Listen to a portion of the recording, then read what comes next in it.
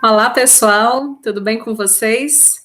Vamos iniciar o nosso diálogo dessa semana, da nossa disciplina de História do Ceará e do Direito no Brasil. Então, antes que a gente possa falar propriamente, né, sobre os conteúdos da história do direito, é necessário começar do começo, me permitam o pleonasmo, para que a gente possa compreender a razão do estudo dessa disciplina no curso de Direito.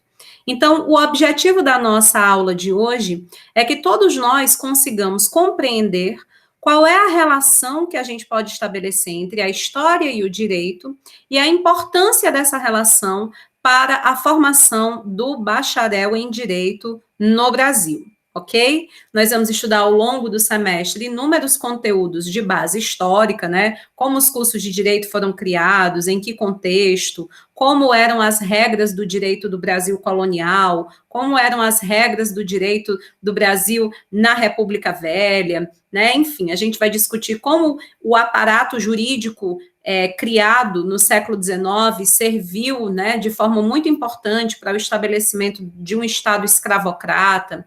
Então, mas para que tudo isso faça sentido, para que a gente não se perca, né, imaginando assim, mas para que eu estou estudando algo que aconteceu séculos atrás, que não acontece mais na sociedade odierna? Quais são os ganhos que isso pode trazer para a minha vida? Nossa aula desta semana e da semana que vem vai discutir, então, essa relação entre a história e o direito. Nesta aula, especialmente respondendo a essas duas questões preliminares, como o direito e história se relacionam e qual a importância da história para o bacharel em direito, e na aula da semana que vem, especialmente tratando sobre a história do direito enquanto ramo do conhecimento científico, suas características, suas diretrizes, seus instrumentos e etc. Então, para que a gente possa bem começar aqui o nosso diálogo, vou expor para vocês aqui alguns slides, só para que a gente possa, então, orientar melhor a nossa fala. Uma primeira coisa, gente, eu espero que vocês estejam conseguindo visualizar, que a gente precisa observar, é que quando a gente está tratando tanto da história quanto do direito, nós estamos tratando de dois conhecimentos científicos, que estão, obviamente, em pé de igualdade, né? Todos os ramos do conhecimento científico são extremamente importantes. Para que servem as ciências? Se não para reunir o conjunto de conhecimentos e de técnicas que servirão para a melhoria da qualidade da vida do sujeito humano, né? Se não é assim, pelo menos deveria ser assim. A gente estuda, a gente produz conhecimento, esse conhecimento vai ser submetido a método, à prova, ao teste. Quando nós percebemos que esse conhecimento ele é válido, em tese, ele tem uma aplicação possível para a solução de problemas da humanidade, né, do sujeito humano. Quando a gente olha para o direito, eu espero que a professora Josiane, né, imagino que ela já deva ter conversado sobre isso com vocês, na disciplina de introdução ao direito, ela deve ter dito que, olha, a nossa ciência, ela está voltada para a solução de um determinado problema, que é o problema da dificuldade de existência, de coexistência entre os sujeitos humanos. As relações humanas são frágeis, as relações humanas, elas tendem ao conflito, e então nós criamos um conjunto de regras, essas regras estão amparadas em um método, a hermenêutica jurídica, e essas regras permitem, então, uma convivência social mais harmoniosa. O direito, portanto, é uma ciência que se propõe para a garantia de relações sociais harmônicas, coesas, justas e equânimes. Que o direito é um conhecimento científico, nós temos por certeza, por óbvio. Da mesma forma, a história. A história também é um conhecimento científico que estará voltada para a compreensão de como se deu ao longo do tempo, né? Ela vai fazer esse estudo dessa relação do sujeito humano com o tempo e espaço, né? Então, como se dá a transformação, a evolução ou involução dos sujeitos humanos ao longo da vida social. Nesse sentido, pessoal, história e direito podem muito bem se entrelaçar, se complementar, no intuito de que a gente possa garantir uma melhor qualidade para a vida em sociedade. Então, nós estamos lidando com dois ramos de conhecimento científico diferentes, isso é muito importante, né? Às vezes a pessoa estuda direito, trabalha com o direito e abre a boca para dizer, eu não gosto muito de fazer conta, porque você sabe, eu sou das humanas. Então, muita calma nessa hora, né? Porque meados do século XIX, a gente, de fato, né, costumava separar as ciências exatas, né, ciências naturais, as ciências da natureza, das ciências humanas, aquelas que se voltavam para o estudo do sujeito humano. Mas nós já separamos essas ciências humanas em um outro conjunto de disciplinas que serão as ciências sociais aplicadas, né? Então, a história está dentro de um conjunto de conhecimentos científicos que nós chamamos de ciências humanas, enquanto que o direito está num conjunto de conhecimentos científicos que nós chamamos de ciências sociais aplicadas. Exemplos de ciências sociais aplicadas: o direito, a administração, as ciências contábeis, o jornalismo, porque as ciências sociais, elas estão voltadas para o estudo, né, do sujeito humano na sociedade, né, entender as necessidades da sociedade, quais são as consequências da vida em sociedade, ordenar e compreender essa vida em sociedade. Enquanto que as ciências humanas, elas têm os seus estudos focados nas crenças, nas culturas, nas histórias, nos hábitos dos sujeitos humanos, né? Por isso que dentro das ciências humanas nós vamos colocar a antropologia, a filosofia, a sociologia, a história, né? Como esse estudo do próprio sujeito humano, né? Das suas características, né? Da sua essência, e de como essa vida humana ela vai se desenvolvendo em termos de cultura, hábitos, arte, etc., criação de artefatos sociais ao longo do tempo. Então, os ganhos que a história traz para o direito é justamente a possibilidade de que nós não tenhamos um estudo do direito desprovido de sentido, como se o direito fosse um mero conjunto de técnicas, de normas puras, né? Está na lei, isso aí está na lei. Ok, e quem fez essa lei? E em que contexto? E com quais interesses? A história vai nos ajudar, portanto, a sermos sujeitos mais críticos, mais analíticos, inclusive para, quando necessário, nós possamos adotar uma postura rebelde diante da lei e não aplicá-la, e não considerá-la, porque recorreremos aos princípios que, para aquele caso concreto, podem nos oferecer uma saída mais adequada, mais equânime. E quem nos ajuda nessa reflexão é o João Maurício Adeodato, né?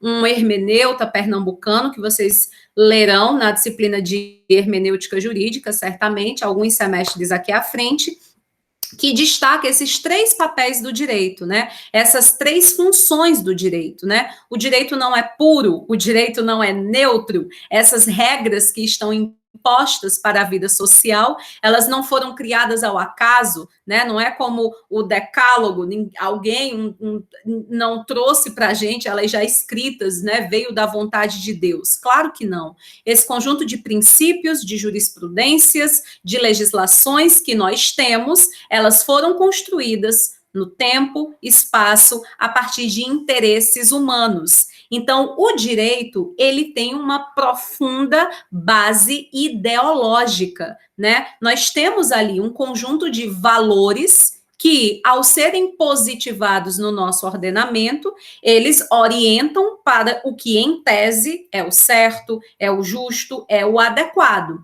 Mas não necessariamente será. Isso é o dever ser, isso é o ideal.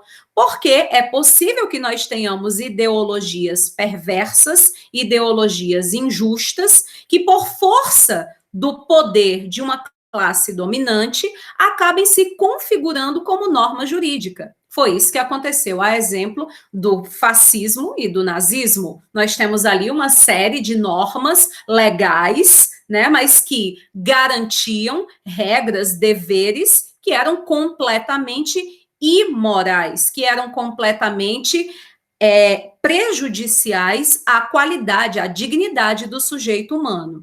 A história, portanto, é um importantíssimo instrumento para que o profissional do direito investigue, conhecendo o contexto histórico, conhecendo os atores envolvidos na confecção dessa norma, se esta produção legislativa, doutrinária, principiológica, ela de fato pode ser capaz de promover as finalidades que, no caso do direito brasileiro, são a construção de uma sociedade livre, justa e solidária. É o que está como princípio básico na nossa Constituição Federal de 88.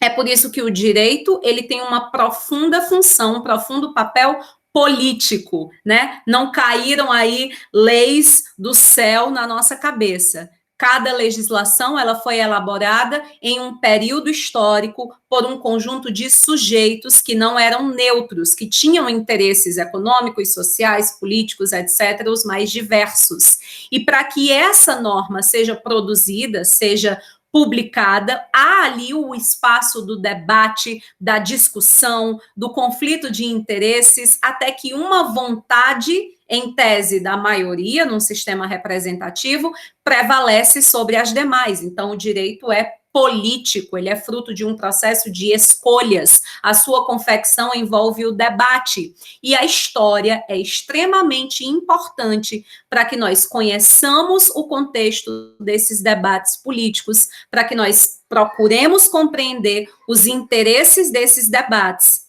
Há exemplo, né, de uma legislação. Eu vou trazer bastante exemplo da área do direito ambiental, porque é minha área de expertise, né, por conta da minha formação em desenvolvimento sustentável. E aí, quando a gente observa a grande diferença que nós conseguimos encontrar entre o Código Florestal de 65 e o Código Florestal de 2012, nós vemos claramente, né, que o Código de 65 é mais protetivo do meio ambiente natural, enquanto o Código de 2012, que o substituiu, que o revogou, é muito mais voltado à proteção dos interesses econômicos, porque a Câmara e o Senado, naquele momento, tinham uma fortíssima representação política de sujeitos ligados ao agronegócio, de sujeitos ligados ao viés da produção econômica e não de preocupação com a proteção ambiental. E isso reverbera, portanto, no conjunto de leis que nós temos. Então, não é resposta para um jurista se conformar simplesmente com a questão de, tá na lei. Se está na lei é porque necessariamente é bom, é justo, a gente tem que cumprir a todo preço. Então, a história nos ajuda a reconhecermos, né, se de fato nós estamos diante de doutrinas, de legislações, de princípios que têm condição de atender a esse viés, né, de um direito que preocupa-se com a promoção da dignidade do sujeito humano.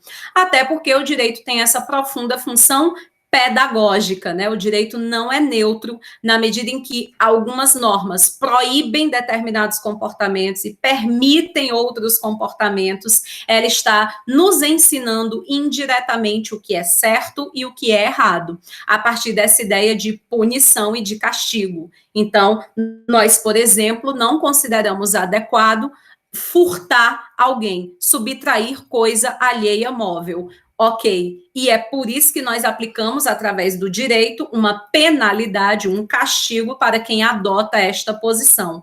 Então, está aí o direito cumprindo o seu papel pedagógico. E a história nos ajuda para que haja sentido nessas proibições, para que nós compreendamos uma proibição como essa, é absolutamente fácil de ser entendida, né? Prejudicar a propriedade de alguém, a gente se coloca no lugar e a gente entende logo de cara que isso é injusto. Mas outras regras, a partir das quais o comportamento que está sendo ali normatizado não faz parte do nosso cotidiano, talvez faça com que a gente não tenha tanta compreensão de sentido assim. Por exemplo, eu comprei uma casa em Juazeiro do Norte no valor de R$200 mil há 10 anos atrás. Mas aí eu passei em um concurso público e fui morar em Roraima. E essa casa ficou abandonada em Juazeiro, ela hoje está depredada, é um espaço que as pessoas lançam lixo, ela prejudica, né, a estética dessa cidade, e eu corro sério risco de ter essa minha propriedade desapropriada pelo poder público. E alguém poderia dizer assim, mas isso é injusto, porque a casa é sua, você pagou R$200 mil, você faz o que você quer com ela. Se você quer deixar se acabar, que se acabe, o dinheiro é seu, a casa é sua. Mas o direito urbanístico, né, ele vai nos ensinar que, a propriedade tem que cumprir uma função socioambiental, independentemente de você ter pago por ela, independentemente de você ter comprado, dela ser sua, mas você, enquanto cidadão, tem o dever de preservar esse patrimônio. Se você não preservá-lo, isso prejudica a coletividade como um todo e você pode, inclusive, perder essa propriedade, mesmo que você tenha pago e cumprido toda a burocratização necessária para que ela fosse considerada sua. E aí, quando a gente entende a história que está por trás dessa norma, e a gente percebe que isso é algo muito recente, é algo que só é possível a partir de 88 para cá, e a gente entende a evolução do conceito de função social da propriedade, desde o Código de Napoleão, quando ela era absoluta, até o momento contemporâneo, em que a gente tem essa preocupação com a coletividade. Pode ter certeza que você tem a condição de fazer uma aplicação muito mais interessante do direito, né? Quem tem filho aí certamente deve pensar ou de forma semelhante, né? Se a gente simplesmente proíbe o filho de executar um determinado comportamento e a gente não dá sentido à proibição, é só porque não, porque se você fizer, eu lhe dou um cascudo. Quando esse filho não está na nossa presença, possivelmente por não compreender qual é a razão dessa proibição, né? Só porque não, mas eu quero ir lá e saber o que é que acontece se eu fizer diferente. Então, fora da presença desse pai, é bem possível que aconteça do comportamento ele acabar sendo realizado. Então, a mesma coisa acontece com o jurista quando vai aplicar o direito. Se ele somente memorizou a regra, se ele só sabe que é proibido, né? Então, ele corre um sério risco de fazer uma aplicação inadequada, né? Não cumprir a norma como ela estava ali prevista, porque ela desconhece o seu sentido, né? Ele desconhece a razão pela qual ela existe, a contribuição que ela dá para que a gente chegue, então, à finalidade do direito, de coesão, de pacificação, de ser, de fato, um instrumento importante para a qualidade de vida da sociedade. E aí um outro ganho muito importante, muito interessante, né, que a história vai promover para o direito, é especialmente na atividade do jurista de aplicação da norma jurídica, né? A hermenêutica é um ramo aí da filosofia do direito, né, que vai nos garantir técnica, né? A hermenêutica irá nos orientar como nós devemos interpretar, aplicar, preencher as lacunas do ordenamento jurídico. Então, por isso que cada um de vocês, no brevíssimo tempo de 5 anos, serão hermeneutas. Alguém vai chegar para vocês com um problema, uma situação concreta, e vocês irão fazer a interpretação da legislação, aplicá-la a esse caso concreto para que o problema possa ser solucionado. Então, a história contribui muito para que nós não tenhamos uma hermenêutica meramente técnica, né? Que é esse exemplo que eu acabei de dar. Quando a gente simplesmente decorou, a gente simplesmente memorizou, mas a gente não consegue perceber as raízes, né, dessa questão, desse problema, quando a gente não historiciza. Então, a hermenêutica, que é simplesmente técnica, ela acaba sendo somente metodológica, ela faz o direito carecer de sentido. Olha, é importante que a propriedade cumpra uma função socioambiental, porque nós vivemos em um país cuja realidade histórica é de dificílimo acesso à moradia. Existem pessoas vivendo na rua. Chega a ser uma imoralidade que nós tenhamos prédios que pudessem servir de residência de moradia para alguém, e ele está ali abandonado, depredado, sem cumprir a sua função social. Então, quando a gente reconhece essa realidade histórica, essa norma passa a ter muito mais sentido. É diferente de simplesmente afirmar que é possível a desapropriação. Por que é possível a desapropriação da propriedade urbana que não cumpre a sua função social? Porque está no artigo 182 da Constituição Federal, porque a política urbana que está na lei, que é o Estatuto da Cidade, diz isso. Você se conforma em obedecer, né, como um animal lá que está, né, ali, só enxergando o que está na legislação, mas qual é o sentido disso, né? Justamente pelo direito não ser neutro, o direito está imbuído de subjetividades, então a gente precisa, desde o primeiro semestre, deixar de lado o romantismo. Eu gosto de direito, eu quero fazer direito, porque Eu acho lindo esse estudo das leis, né? As leis que garantem a ordem, a paz, não necessariamente. Ah, e as doutrinas, os intelectuais do direito que produzem livros, obras interessantíssimas que ajudam a vida social, nem todas farão isso, né? Nós podemos ter discursos jurídicos profundamente contrários à dignidade do sujeito humano. E é preciso ter uma formação crítica, reflexiva, para que nós possamos perceber quais são os interesses, né, que permeiam cada uma dessas nossas legislações, princípios e jurisprudências. A hermenêutica técnica, ela é objetiva, né? Ela vai estar ali se pautando única e exclusivamente no estudo técnico da norma. Uma hermenêutica filosófica, ou seja, uma atividade interpretativa e de aplicação da norma que leva em consideração o seu caráter histórico, observará essa questão dos interesses. Por exemplo, por que será que o Brasil, que após a independência abraçou o liberalismo econômico, né, pautado a Constituição de 1824, nos garantindo as ideias de liberdade, igualdade, fraternidade, fruto da Revolução Francesa? Por que será que, apesar desse aparato filosófico, apesar desse aparato econômico, optou-se por manter a mão de obra escrava no país? O mesmo país que afirma os valores da liberdade, igualdade e fraternidade é o mesmíssimo país que defende a escravidão de sujeitos humanos, a escravização de sujeitos humanos. Quais são os interesses que estão por trás disso? A lei não é neutra. Alguns desses sujeitos estavam ali na construção desse aparato jurídico, algum ganho eles estavam pensando que iriam ter. A hermenêutica técnica, portanto, se apega muito à questão da literalidade científica, é aquela pessoa que diz assim, é o nazista, gente, é o fascista, né? Do Tribunal de Nuremberg, para quem já traz essa bagagem. Ah, eu não cometi crime nenhum. Eu era soldado lá no campo de concentração, eu matava gente, o povo ia lá para as câmaras de gás, mas eu estava só cumprindo ordens. Ah, eu nunca achei estranho, nunca protestei sobre essa possibilidade de que, por exemplo, um judeu não pudesse usar um transporte público ou entrar num restaurante, porque afinal de contas era uma regra, era uma norma, e o que é que eu podia fazer com relação a isso? Né? Então a gente se conforma com a ideia de que está normatizado, é legal, está tudo certinho. A hermenêutica filosófica, ela é historicizada.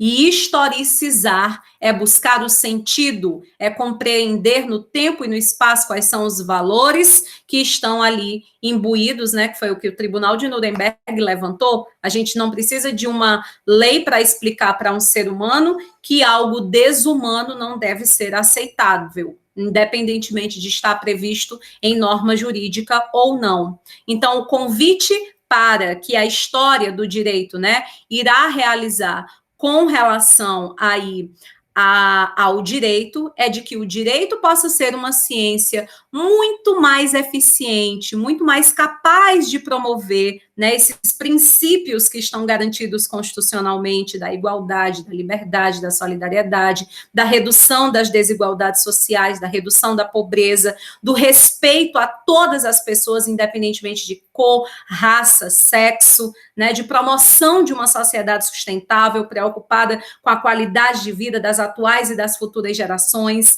o convite que a história traz para o direito, o ganho que a história traz para o direito, é justamente em possibilitar a formação de sujeitos que compreendem o seu passado, o passado desta sociedade, para que possam interpretar melhor a realidade presente e prospectar, então, o futuro de forma mais justa, de forma equânime. Como foi que nós, mulheres, conseguimos chegar ao status de universitárias, de professoras universitárias, de cientistas, de sujeitos que ocupam postos no trabalho formal? Não tenha dúvida que foi por meio de uma interpretação ousada da lei, Ninguém deve esquecer que no Brasil nós tínhamos o Estatuto da Mulher Casada, nós tínhamos o primeiro Código de 1916, que considerava a mulher um sujeito relativamente incapaz, ela é muito frágil, ela é muito sensível, ela não é capaz de pensar por si mesma, tomar decisões que envolvam aspectos financeiros, econômicos, isso estava na lei. E foi necessário, na medida em que as transformações econômicas, sociais e políticas foram acontecendo, que essa mulher foi ganhando cada vez mais espaço, que essa legislação deixasse de existir e pudesse ser substituída por outra mais adequada para a realidade contemporânea, mais justa aos valores do tempo presente, capaz de gerar mais proteção, mais dignidade para o futuro. E é nisso que a história contribui.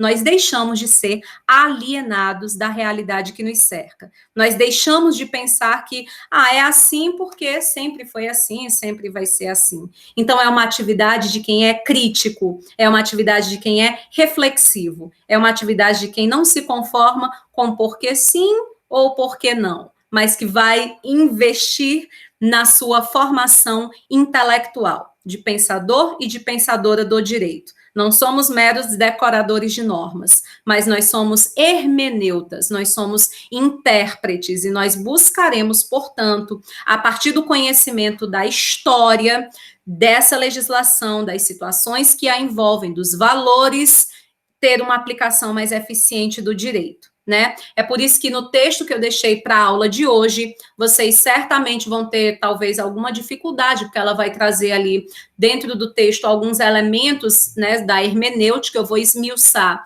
somente no vídeo da semana que vem, mas tem um trechinho muito interessante, né, em que um ministro do STF, à época o Carlos Aires Brito, em um dos julgamentos, né, de uma ação penal, ele colocou que a atividade do juiz é uma atividade muito semelhante à atividade do historiador, quando ele está ali diante de um caso concreto, né? E isso se aplica também ao advogado, ao membro do Ministério Público, ao defensor e etc. Porque o que é que a gente faz quando a gente está diante de um processo?